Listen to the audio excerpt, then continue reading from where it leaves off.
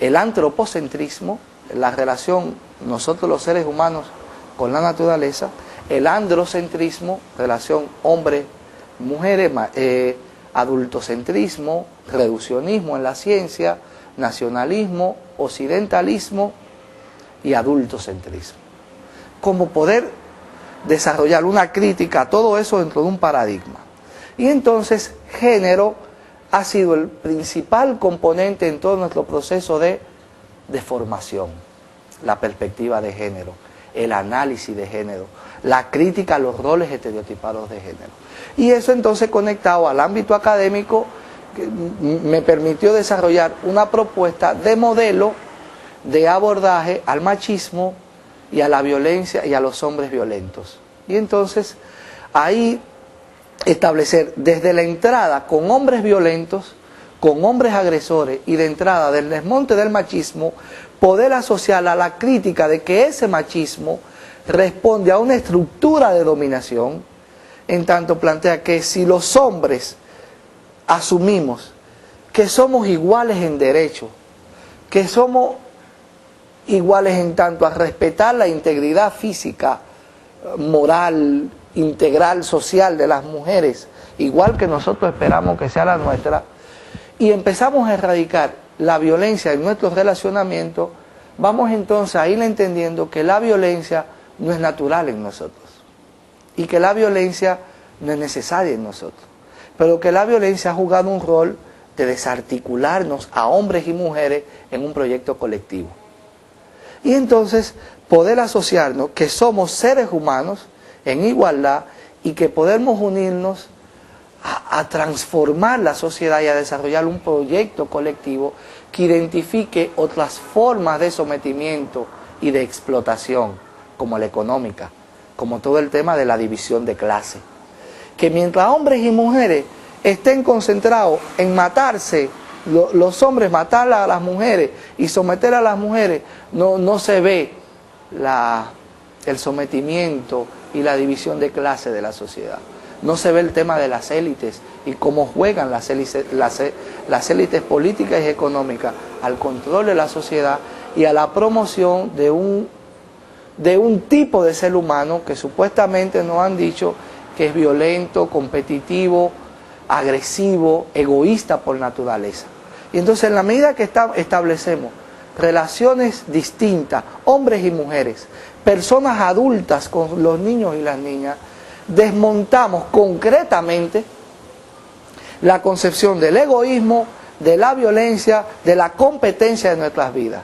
Y nos abrimos entonces a desarrollar el amor, la solidaridad y la cooperación.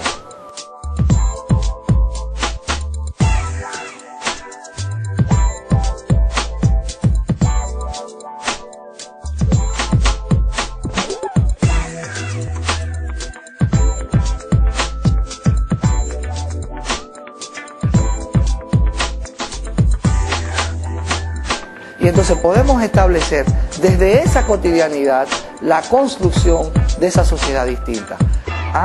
Pero si somos iguales en tanto a derecho, ¿por qué entonces hay un grupito que tiene más y otros que no tienen? Y empezamos a hacernos entonces las otras preguntas que tienen que estar contempladas también en la propuesta de revolución, en la propuesta de transformación que nosotros hemos dado. Debe tocar todos los elementos de la vida, lo económico, lo político, lo social, lo familiar, lo educativo, todo lo que tiene que ver con lo relacional.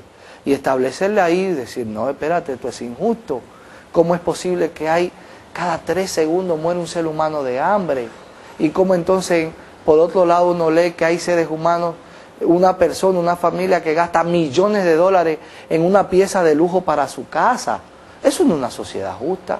Pero como nosotros estamos entretenidos y distraídos en otros procesos, no vemos esa realidad. Y entonces debemos ver esa realidad, pero verla ampliamente en todo el relacionamiento y poder entonces plantearnos una propuesta de sociedad, de humanidad, de vida distinta, basada en esa concreción, en esa materialización positiva del poder.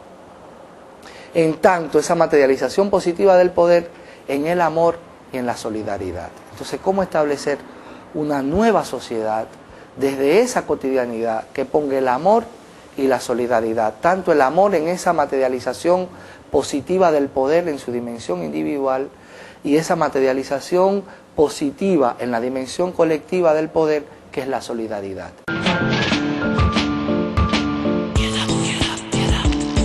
Llegamos al último segmento de nuestro programa Diálogo Integral, más y mejor comunicación, más y mejor democracia.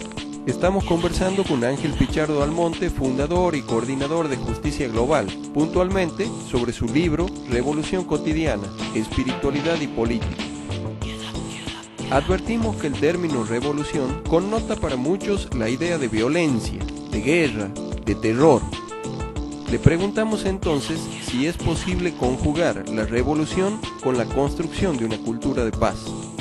El proceso de encerrar el término revolución y de encerrar los procesos revolucionarios ha venido con una distorsión del término también.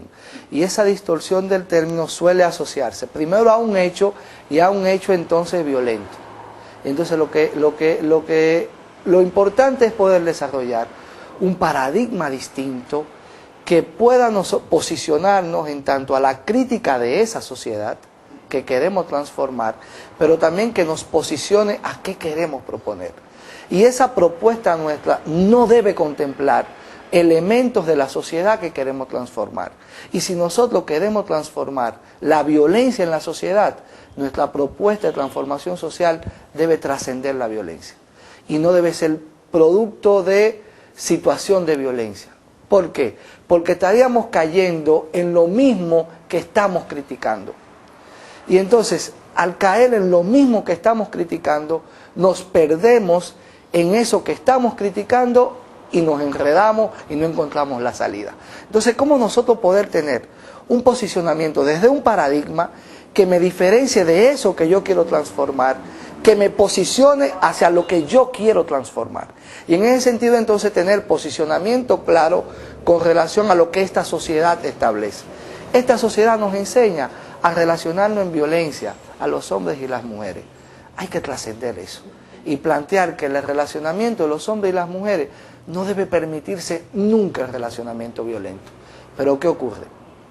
Si nosotros estamos diciendo que esta sociedad es injusta porque porque la forma en cómo la gente vive en esta sociedad genera también violencia hacia ese ser humano, nosotros entonces no podemos plantear que el fin justifica los medios. Nosotros tenemos que buscar otros medios, porque nuestro fin es distinto. Nuestro fin trasciende la dominación. Y al trascender la dominación, los medios no pueden estar dentro del mismo paradigma que estamos criticando. Porque si nos quedamos dentro del mismo paradigma, no estamos transformando nada. Podríamos hacer algunos cambios. Es pensar con cabeza totalmente distinta como la dominación ha querido que nosotros pensemos. Y por eso entonces hablar de una propuesta de relacionamiento distinta basada en la negación de la violencia. Y hacer incluso una diferenciación de que rebelión no es violencia ni terrorismo. Es no aceptar leyes injustas. Es establecer un posicionamiento de transformación radical de toda situación de injusticia. Y en ese sentido, poder establecer que si esta sociedad espera que yo sea violento, para en la medida que yo soy violento, justifica aún más la violencia que ejerce sobre mí, yo no le voy a dar esos elementos más de justificación. Que, ojo, no violencia no es pasividad.